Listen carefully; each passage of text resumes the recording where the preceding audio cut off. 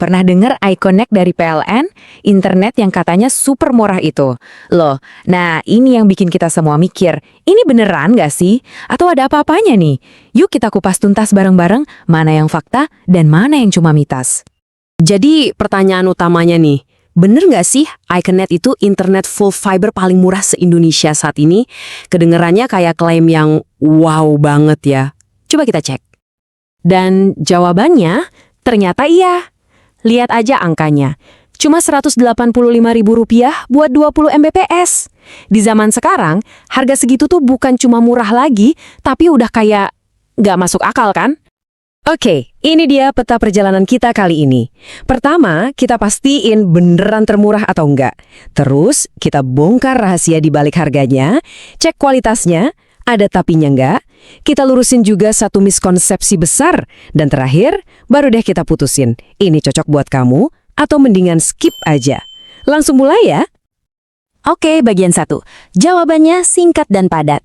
Iya, untuk saat ini, iConnect emang juaranya soal harga. Udah, nggak perlu diperdebatkan lagi. Pertanyaan yang lebih penting tuh, kok bisa sih? Nah, ini dia nih, kita masuk ke inti misterinya. Gimana caranya mereka bisa banting harga sampai segitu murahnya? Apa coba rahasianya? Jawabannya tuh ternyata simpel banget dan Indonesia banget. Cuma satu kalimat, nebeng tiang sendiri. Ini dia kunci dari semua ini. Coba deh, lihat perbandingan ini. Provider lain, itu mereka harus bayar sewa tiang, atau malah keluarin miliaran buat nanam tiang baru. Biayanya gede banget. Nah, iConnect, mereka tinggal nebeng aja di tiang listrik PLN yang udah tersebar di mana-mana. Biaya operasionalnya jadi super rendah, dan penghematan itulah yang akhirnya kita nikmatin dalam bentuk tagihan bulanan yang murah. Oke, harganya murah, kita udah setuju. Tapi kan biasanya ada harga ada rupa ya. Kita pasti langsung mikir, paling kualitasnya juga seadanya. Eits, tunggu dulu.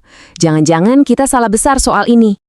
Coba perhatiin tabel ini baik-baik, karena disinilah letak kejutannya. Ada dua hal yang benar-benar gila. Pertama, kecepatannya simetris 1:1. Artinya, kecepatan upload sama kencengnya kayak download. Ini fitur premium loh. Kedua, ini true unlimited, gak ada FUP-FUP-an. Mau download sepuasnya bebas. Untuk internet seharga segini, dapetin dua fitur ini tuh, wah langka banget. Dan satu lagi yang perlu diingat, ini jaringannya udah full fiber optik ya, bukan lagi kabel tembaga model lama. Jadi, secara teknologi, harusnya koneksinya jauh lebih stabil. Kuantitasnya ini, jujur aja, jauh di atas harga yang ditawarkan.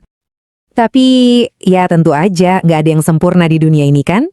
Di balik harga miring dan kualitas yang bikin kaget itu, ada satu konsekuensi besar. Ada satu tapinya.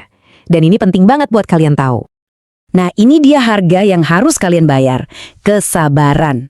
Jadi ceritanya gini, karena murah, yang daftar itu membludak. Sementara tim teknisnya itu terbatas. Hasilnya, kalian daftar, terus nunggu lagi.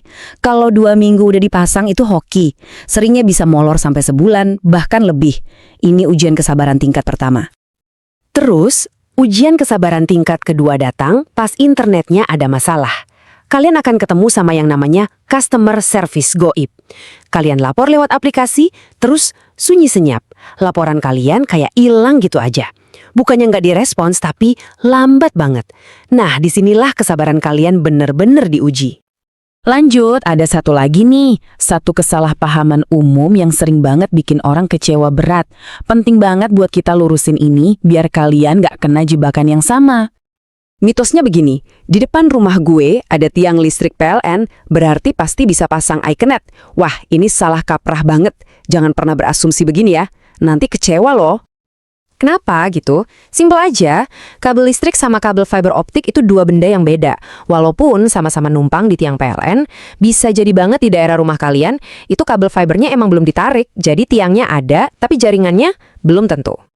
Oke, kita udah lihat sisi plus dan minusnya. Sisi bagusnya, sisi jeleknya.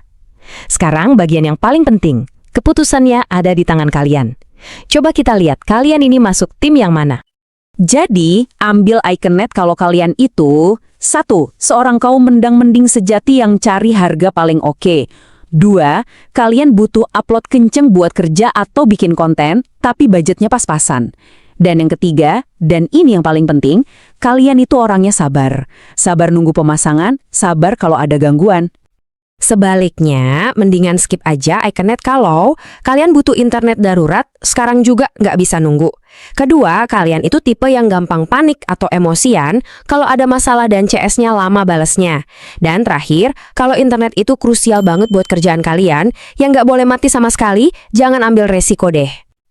Jadi kesimpulannya gini, internet murah dengan kualitas yang oke itu beneran ada. Nyata, tapi syaratnya cuma satu, dan ini nggak bisa diganggu-gugat. Sabar.